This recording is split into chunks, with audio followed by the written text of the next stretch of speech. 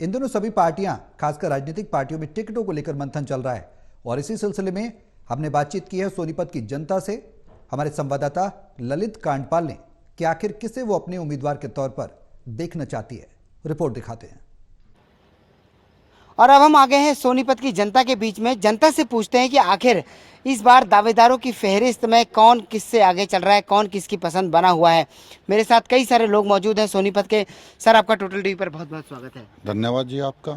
ये बताइए सर, क्या लग रहा है इस बार कांग्रेस पार्टी का और मैं कहूँ कि हरियाणा चुनाव का, कांग्रेस पार्टी की अगर मैं बात करूँ, क्या लग रहा है? कई सारे दावेदार हैं, कौन सबसे प्रबल दावेदार नजर आ रहा है आपको? मैं पहले तो अपना परिचय दे देता हूँ आपको जी। जयपाल कादन, एक्स वाइस चेयरमैन नगर परिषद सोनीपत। 2005 से 2010 तक मैं वाइस चेयरमैन रहा हूँ और 17 साल में यहाँ का पार्षद रहा हूँ। ठीक है। यहाँ शहर में जो बीजेपी ने बुरा हाल करे ना, गड्ढे दिए हैं, भ्रष्टाचार दिया है और बेरोजगारी दे दी। नगर, अब पहले नगर परिषद थे, अब नगर निगम है। आप पूरे नगर निगम में प्रॉपर्टी आईडी के लिए, एनओसी के लिए जब भी जाते हो लोग जेब कटवा आते हैं और किसी जनप्रतिनिधि उनकी कोई सुनाई नहीं कर रहा। प्रशासनिक तौर पर भी, राजनीतिक तौर पर भी बुरा हाल हो रहा है शहर का। और यहाँ पर अब कांग्रेस से उम्मीद लगाए बैठे लोग। कांग्रेस में अब ये हमारे कमल दीवान जी, इनके फादर 2 बार यहाँ के विधायक रहे हैं, निर्दलीय विधायक रहे हैं, बहुत अच्छे स्वभाव के रहे हैं। उन्होंने सोनीपत को दिया नहीं है, दिया हमेशा, लिया कुछ नहीं है। 20-22 गांव आते थे लगभग, पहले दीवान देंगे विधानसभा के क्षेत्र के अंदर। हर गांव में कोई भी गांव ऐसा नहीं जिसमें 2-3 रोजगार नहीं दिया। चाहे पुलिस का, पटवारी का, अधिकारी उन लगवाने का काम करा। हर गांव में, चौपाड़ों में पैसा दिया, स्कूलों में दिया, कमरे बनवाए। और दीवान साहब ने हमेशा जिसका कोई भी समस्या होती अपनी गाड़ी में बैठा चंडीगढ़ ले जाता, उसको खाना खिलाओ था और शाम को घर छोड़ कर काम करा था। ऐसा व्यवहार दीवान साहब का। अब ये इनके लड़के कमल दीवान जी सामाजिक तौर पर, धार्मिक तौर पर शहर से पूरी तरह जुड़े हुए हैं। हमारे यहाँ सेक्टर 14-15 में शमशान घाट है, उसमें शेड डलवाने का काम भी अपनी जेब से दीवान साहब ने कराया था। अब कमल दीवान जी ने करवा। हर मंदिर, कोई मंदिर शहर का ऐसा नहीं है जहाँ इन्होंने दान नहीं दिया हो, गरीब की सहायता नहीं करी हो। अब टिकट देना हाईकमान का काम है भाई, वो किसको टिकट दे। हिसाब से कमल दीवान जो है वो जनता से अच्छे मजबूत कैंडिडेट। आप बताइए अंकल, कैसे आप देख रहे हैं इस बार कांग्रेस के कई दावेदारों के बीच किसकी दावेदारी मजबूत लग रही है? सबसे मजबूत दावेदारी उस इंसान की है जो इंसानियत बन करके, इंसानियत ग्रहण करके काम कर रहा है। आज सब जगह इनका नाम हो रहा है, कमल जी का। इनके पिताजी भी ऐसे ही थे, ये पिताजी के अनुसरण करके काम कर रहे हैं। इन्होंने कई प्याऊ लगवाई, कई जगह गरीबों की सेवा की, विधवाओं की सेवा की, इन्होंने शादियां करवाई। चाहे लोगों को पता हो या ना, मैं तो इनके साथ ही रहता हूं हमेशा। हाँ जी, मैं इनका निजी सचिव हूं। और इसके साथ साथ मुझे उम्मीद है कि जनता जिस तलाश में है वो इस तलाश में है कि हमें वो इंसान चाहिए जो जनता के प्रति कति समर्पित हो। उनको दिखाई देगा कौन है, वो वोट अपने आप देगी। हमें ऐसा नहीं। आप बताइए कि किसकी दावेदारी मजबूत देख रहे हैं इस बार? इस बार ऐसा दिखाई दे रहा है कि जिस तरह हम दीवान देवराज जी को जानते हैं, कमल जी शायद देवराज दीवान जी से भी कम नहीं है, बल्कि बढ़ चढ़ करके उन्हीं के कदमों पे चल रहे हैं और उसी तरह सेवा कर रहे हैं जैसे दीवान साहब करते रहे थे। दीवान साहब की मैं शहर में बहुत अच्छी थी, हमारे साथ भी भाईचारा था, भाई की तरह हम बैठते थे, बात करते थे। तो शायद आज उनका, कमल जी का भी ऐसा व्यवहार है कि शायद कांग्रेस के बहुत बड़े प्रबल एक दावेदार हैं और इस बार कांग्रेस ही सोनीपत से जीतेगी और किसी की कमी नहीं। सरकार भी कांग्रेस की बनेगी, दिखाई देता। कांग्रेस की सरकार बनेगी। क्यों लोग कमल दीवान को पसंद कर रहे हैं? क्यों ऐसे सभी लोग उनके बारे में चर्चा कर रहे हैं? कमल दीवान जी युवा हैं, संघर्षशील हैं, बहुत मेहनती इंसान है। कभी भी दुख सुख में चाहे कभी भी फ़ोन करो, साथ खड़े हुए मिलते हैं। मैं उनको बहुत पुराने से जानता हूँ, दीवान साहब के साथ भी रहा हूँ, कमल दीवान जी के साथ भी हमेशा निरंतर मेरी बातचीत होती रहती है। कभी भी सुख में दुख में हर समय सबसे आगे खड़े होते हैं। हम तो कमल दीवान जी को चाहते हैं, सबसे ज़्यादा मजबूत उन्हीं की दावेदारी है मेरे हिसाब से। बिल्कुल। ये 36 बिरादरी की बात होती है, यहाँ पर तो इस बार बीजेपी 36 बिरादरी का नारा देती है, उसमें ये लेकिन पंजाबी बाहुल्य सीट है।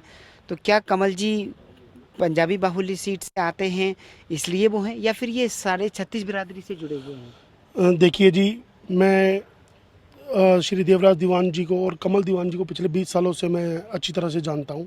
मैंने आज तक ये नहीं देखा कि इन्होंने सिर्फ एक जाति के प्रति कभी काम किया हो। ये हमेशा शुरू से 36 बिरादरी को साथ लेकर चले हैं। कभी भी इन्होंने एक बिरादरी को लेकर काम नहीं किया। हमेशा 36 बिरादरी के नेता रहे हैं। इनके पास कोई भी व्यक्ति आया है किसी भी मदद के लिए, इन्होंने उसकी कभी जाति नहीं पूछी, इन्होंने आज तक उसको कभी धर्म नहीं पूछा। बिना जाति और धर्म से ऊपर उठकर इंसानियत के नाते पब्लिक का काम किया है, पब्लिक के बीच में रही है, उनके सुख दुख में रही है।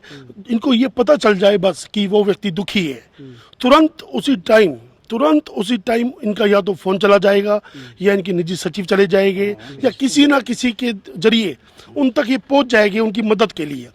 तो मैं तो यही कहना चाहूँगा कि आज जिस एमएलए की हमें ज़रूरत है वो हम कमल दीवान जी के रूप में उनको देख रहे हैं कि कमल दीवान जी इस शहर का उद्धार कर सकते हैं और एक साफ सुथरी छवि, जिसको कहते हैं छवि, एक साफ सुथरी छवि के साथ हमारे इस सोनीपत शहर का भला कर सकते हैं। तो टिकट के प्रबल दावेदारों में आपको लगता है कि बहुत ज्यादा प्रबल दावेदार नहीं, मुझे तो ये यकीन होता है कि कमल दीवान जी को ही टिकट मिलनी चाहिए जो कि इस शहर का उद्धार कर सकते हैं। और मैं एक छोटी सी बात में अपनी बात को खत्म करूंगा कि सीमा पर जवान और खेत में किसान, सोनीपत में आएगा तो कमल दीवान।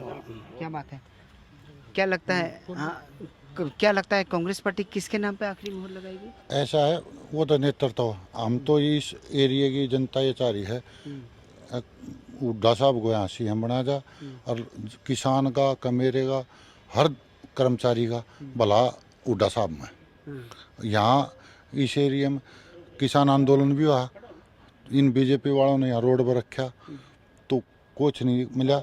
आखिर में प्रधानमंत्री ने एक ही शब्द पर कह दिया, 750 किसान गुजर गए थे यहाँ, एक ही कह दिया इस कानून को वापस लेते हैं। लोगों की जान जाने के बाद ये कहा, सरपंचों को डंडे लगवा दिए, कर्मचारियों को डंडे लगवा दिए। कोई भी छोटा व्यापारी, आप शहर के अंदर जाइए, यहाँ फिरौती मांगी जाती है, बदमाशी चरम सीमा पर है, कानून बहुत बड़ी समस्या। और शहर का आदमी अमन चैन चाहता है, शहरी आदमी वो अपना धंधा करके खाना चाहता है बिल्कुल।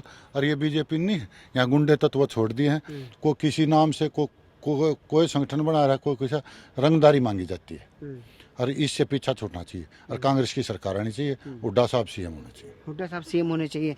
एक आखिरी मैं आपसे लेना चाहूँगा जी, देखिए यहाँ पर और भी मेरे साथ मौजूद हैं बाबूजी।